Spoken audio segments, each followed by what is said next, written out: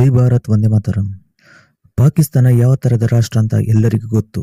ಅವರು ಭಯೋತ್ಪಾದಕರನ್ನು ಉತ್ಪಾದಿಸುವ ರಾಷ್ಟ್ರ. ಇನ್ನು ಪಾಕಿಸ್ತಾನ ಭಯೋತ್ಪಾದಕರನ್ನು ಸೃಷ್ಟಿಸುವುದಲ್ಲದೆ ಬೇರೆ ರಾಷ್ಟ್ರದ ಕೆಲವೊಂದು ಭಯೋತ್ಪಾದಕರು ಅಲ್ಲಿಗೆ ಭೇಟಿ ಕೊಡುತ್ತಾರೆ. ಇನ್ನು ಭಯೋತ್ಪಾದಕನ ಸಂಘಟನೆ ಜೈಷ್ ಎ ಮೊಹಮ್ಮದ್ ಉನ್ನತ ಕಮಾಂಡರ್ ಆದ ಭಾರತದ ಮೋಸ್ಟ್ ವಾಂಟೆಡ್ ಉಗ್ರ ಮಸೂದ್ ಇಲಿಯಾಸ್ ಕಾಶ್ಮೀರಿ ಅಲಿಯಾಸ್ ಅಬು ಮೊಹಮ್ಮದ್ ಭಾರತದ ವಿರುದ್ಧ ಕೆಲವೊಂದು ವಿವಾದಾತ್ಮಕ ಹೇಳಿಕೆಗಳನ್ನು ಕೊಟ್ಟಿದ್ದಾನೆ. ईमानी हरारत, रौब, दहशत, बलबले के साथ दुश्मन का बेटा निकालने के लिए तैयार खड़े हुए हैं. बताओ तैयार हो? आवाज नहीं आई. अभी तो लिखने वालों ने अपने कलम भी नहीं निकाले, फोटो खींचने वालों की उंगलियों भी हरकत में नहीं आई.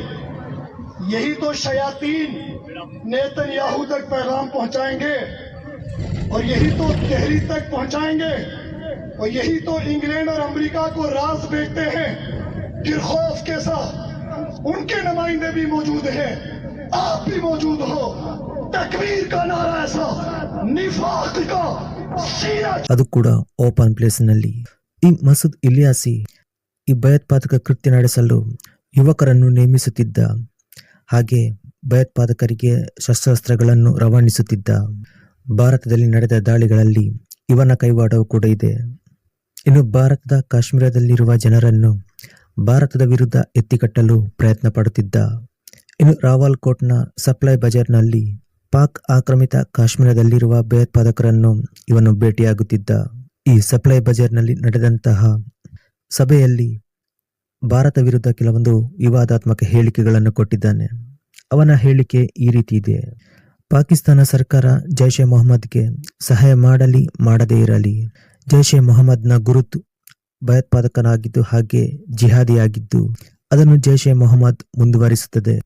ಪಾಕಿಸ್ತಾನದ ಸೇನಾ ಮುಖ್ಯಸ್ಥ ಆಸಿಮ್ ಮುನೀರ್ ಇದನ್ನು ಗಜ್ವಾ ಹೈ ಹಿಂದ್ ಕರೆದಿದ್ರು. ನಾವು ಆಗ್ರಾವನ್ನು ಸುಡುತ್ತೇವೆ, ದೆಹಲಿಯನ್ನು ನಡುಗಿಸುತ್ತೇವೆ, ಹೀಗೆ ಕೆಲವೊಂದು ಹೇಳುವ ಮೂಲಕ ಭಾರತದ ಆತಂಕವನ್ನು ಹೆಚ್ಚಿಸಲು ಕಾರಣವಾಗಿದ್ದಾನೆ. ಇವನ ಹೇಳಿಕೆಯಲ್ಲಿಯೇ ಗೊತ್ತಾಗ್ತದೆ ಪಾಕಿಸ್ತಾನ ಸರ್ಕಾರ ಈ ಭಯೋತ್ಪಾದಕ ಕೃತ್ಯ ನಡೆಸಲು ಯಾವ ರೀತಿ ಇನ್ವಾಲ್ವ್ ಆಗಿದೆ ಎಂಬುದು. ಒಂದು ರಾಷ್ಟ್ರದಲ್ಲಿ ನಿಂತು ಇನ್ನೊಂದು ರಾಷ್ಟ್ರದ ಮೇಲೆ ಈ ರೀತಿ ಓಪನ್ ಆಗಿ ಸ್ಟೇಟ್ಮೆಂಟ್ ಕೊಡ್ತಾನೆ. ಆದರೂ ಇವನ ವಿರುದ್ಧ ಯಾವುದೇ ರೀತಿಯ ಕ್ರಮಗಳನ್ನು ಕೈಗೊಳ್ಳುವುದಿಲ್ಲ. ಇದುವೇ ಪಾಕಿಸ್ತಾನದ ಭಯೋತ್ಪಾದಕ ನೀತಿ. ಇವನು ಹೇಳಿದ ಹಾಗೆ ಆಗ್ರಾವನ್ನು ಸುಡುವುದು, ದೆಹಲಿಯನ್ನು ನಡುಗಿಸುವುದು ಅದು ಕನಸಿನ ಮಾತು. ಅದು ಯಾವತ್ತಿದ್ರೂ ಸಾಧ್ಯವಾಗಲ್ಲ. ಇನ್ನು ಪಾಕಿಸ್ತಾನದಲ್ಲಿರುವ ಪ್ರದೇಶವೇ ಅವರ ಕೈಯಿಂದ ತಪ್ಪಿಕೊಳ್ಳುವ ಹಂತದಲ್ಲಿದೆ. ಬಲೂಚಿಸ್ತಾನ, ಸಿಂಧ್ ಪ್ರಾಂತ್ಯಗಳಲ್ಲಿ ಸಪರೇಟ್ ರಾಷ್ಟ್ರಕ್ಕಾಗಿ ಡಿಮ್ಯಾಂಡ್ ಹೆಚ್ಚುತ್ತಿದೆ. ಅದನ್ನೇ ಇವರಿಗೆ ಸಂಭಾಳಿಸಲಾಗ್ತಾ ಇಲ್ಲ. ಇನ್ನು ಭಾರತದ ವಿರುದ್ಧ ಈ ರೀತಿ ಹೇಳಿಕೆಗಳನ್ನು ಕೊಡ್ತಾ ಇದ್ದಾನೆ.